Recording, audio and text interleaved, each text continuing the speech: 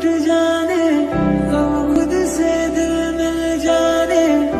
আবার তাড়াতাড়ি কল করলাম? কি এটা? কি ছবি আমার কিসের ছবি?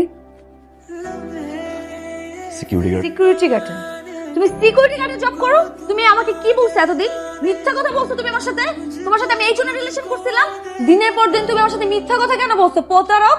শুনো, কি শুনবো তোমার কথা? আমি তোমার একটা কথাও শুনতে চাই না। তুমি যে বাইরে আমার সাথে মিথ্যা কথা বলে গেছো, আজকে আমার ফ্রেন্ড আমাকে এই ছবি সেন্ড করে, সেই দিন আমার দেখতে হয়। সবার সামনে আমি হাসির পাত্র হইলাম। হ্যাঁ, আমাকে সবার সামনে ইনসাল্ট তুমি করালা। তুমি এটাই চাইছিলে আমার সাথে আসতে? মানে এখানে কে জানবে? আর জানার কে বাকি আছে? সবাই জানুক না তুমি আমার সাথে এরকম প্রতারণা করছো। ও আচ্ছা আচ্ছা, আমি তো এখন বুঝতে পারতেছি কেন তোমার বাপ দাদা সকালবেলা ঘুম থেকে ওঠে কেন চা রুটি খায়। তুমি এই জন্যই খাইছো ফকিন্নি। তুমি আমার সাথে ডে বাই ডে মিথ্যা কথা বলে গেছো প্রতারক। আমি তোমার চেহারা নেক্সট টাইম আর দেখতে চাই না। সিকিউরিটি গার্ড তুমি না বলছো তোমার ভাই চাকরি করে?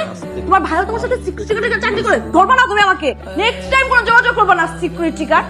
শালা প্রতারক।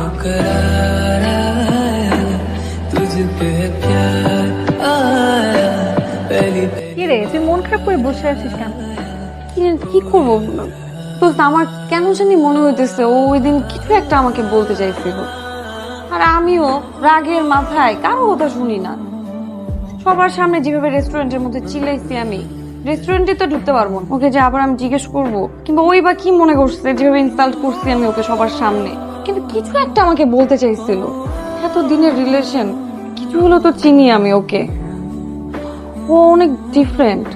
আমার কাছে কেন জানি মনে হচ্ছে এর পিছনে दुआ भी लगे ना मुझे, तवा भी लगे ना मुझे, जब से আমার আসলে ওইভাবে ব্রেকআপ করাটা উচিত হয়নি। ফ্রেন্ডদের জন্য সবাই এমন ভাবে হাসি তামাশা করছিল আমাকে নিয়ে, তোমার ওই পিকচারটা নিয়ে খুব ইনসাল্ট ফিল হচ্ছিল। ঘুমাতে পারছিলাম না রাতে। আমি তোমাকে কিছু বলতে চাইনি, কিন্তু ওরা যেভাবে ধরলো আমাকে, তখন রাগের মাথায় তোমাকে এসে কথাগুলি বলতে হলো আমার। আসলে তোমাকে তখন বোঝা উচিত ছিল আমার। আমিও কি রাগের মাথায়, তুমি তো জানোই আমার রাগটা একটু বেশি। সরি। এখন এই বিয়েতে আমার কোনো আপত্তি নেই। কিন্তু আমার তো আপত্তি আছে। এই বিয়েটা তুমি করতে পারবো না। মানে? মানে আমার ভাই একজন সিকিউরিটি গার্ড। যদিও আমি এখন জব করি, তারপর যদি এখন আমার ভাই অসুস্থ হয়, আমি কিন্তু আবার প্রক্সি দিব। ও আরেকটা বিষয়, ওই দিন কিন্তু আমি প্রক্সি দিয়েছিলাম, আমি সিকিউরিটি গার্ড ছিলাম না।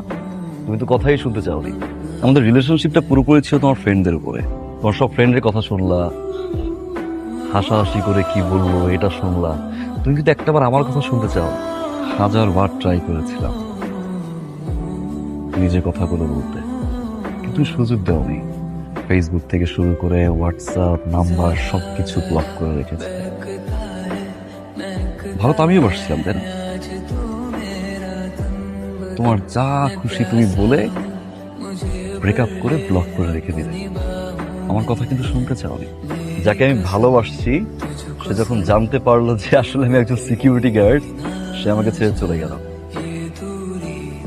হ্যাঁ, সেদিন হয়তো আমি সিকিউরিটি গার্ড ছিলাম না, কিন্তু আমার ভাই একজন সিকিউরিটি গার্ড। আর এটা নিয়ে মোটেও আমি লজ্জাবোধ করছি না, প্রাউড ফিল করছি যে আমি একজন সিকিউরিটি গার্ডের ভাই। যেই ভাই ছোটবেলা থেকে আমাকে এত কষ্ট করে বড় করেছে। আর যে সাকসেসফুল মানুষটা না আমি, এই মানুষটার পুরোটা অবদান কিন্তু আমার ভাইয়ের। আর নিজে একজন সিকিউরিটি গার্ডের ভাই হিসেবে পরিচয় আমার এখনো লজ্জা করা না, কোনদিন করবে না। আমি যদি এখন তোমাকে বিয়ে করি, কোনো কারণে যদি আমার চাকরি চলে যায়, আবার যদি আমার ভাইয়ের প্রক্সি দিতে হয়, তখন তোমার ফ্রেন্ডরা আবার ছবি তুলবে, আবার তোমাকে হোয়াটসঅ্যাপ করবে। তখন কি আবার ছেড়ে চলে যাবো? কখনো কোনো মানুষকে তার অবস্থান দেখে ভালোবাসতে হয় না। আর সেই অবস্থান দেখেই তুমি আমাকে ছেড়ে চলে গেছো। ঠিক এখন আবার অবস্থান দেখেই বিয়ে করতে চাই। অবস্থান দেখে যে মানুষটা চলে যায়, সে আর যাই হোক তোমার লাইফ পার্টনার হতে পারেনি। তুমি তোমাকে ভালোবেসেছিল, সারা জীবন ভালোবেসে যাও। বাট যে আমাকে এবং আমার ভাইয়ের সিকিউরিটি গার্ডের ড্রেসটাকে ছোট করে, তাকে কখনো আমার লাইফ পার্টনার বানাতে পারবো।